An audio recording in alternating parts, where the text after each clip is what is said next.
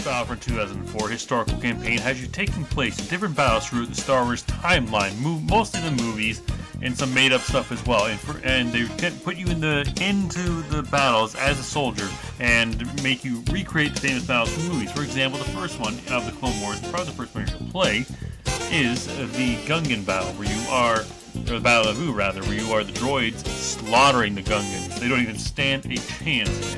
Not like the movie where it's like, you kind of see them putting up a fight. No, they don't even stand a friggin' chance. They're just getting owned this whole time, right? It's a pretty gruesome battle in a way. And I mean, when they made the game, the developers said, well, we gotta make a game where you can kill Gungans. So they did just that. You just slaughter these friggin' Gungans. You almost feel bad for them, how badly you beat them. I remember my brother didn't like doing it as a kid. He was just like, you just destroy these Gungans. It's kind of hilarious.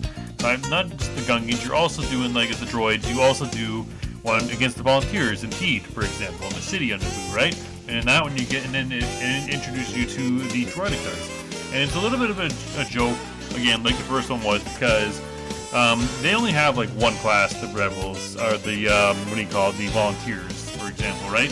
See, they only have like one class versus your 5 classes and your tanks and all that, right? So it's just an absolute joke. And then you go to the Wookiees and Kashyyyk, kill them as the droids.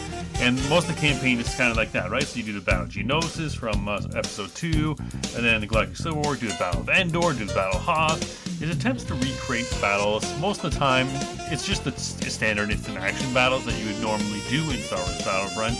A lot of times, like for example in Hoth, you'll have 50 less troops than the Empire will when you're playing as the Rebels. That's the biggest difference. It gives you a little bit of a challenge. That's the one thing it does have. It's more of a challenge mode, kind of with the less troops and reinforcements, right?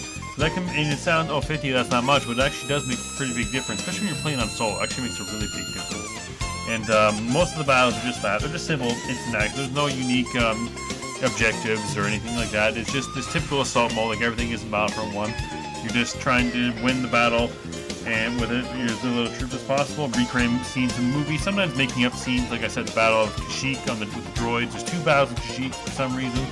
And then even the battle on, like, Bespin Cloud City or Bespin platforms. When did the Rebels come to Bespin? Yeah, Han Solo went there, but it doesn't mean the Rebels went there, right?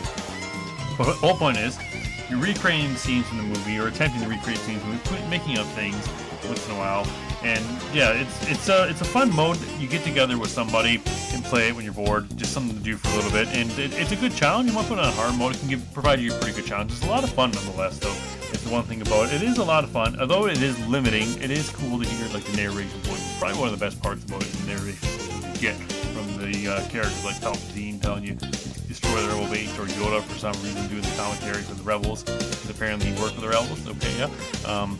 And yeah, it's a good mode. It's very basic. There's not much to it, but overall it is very enjoyable. So it deserves a spot.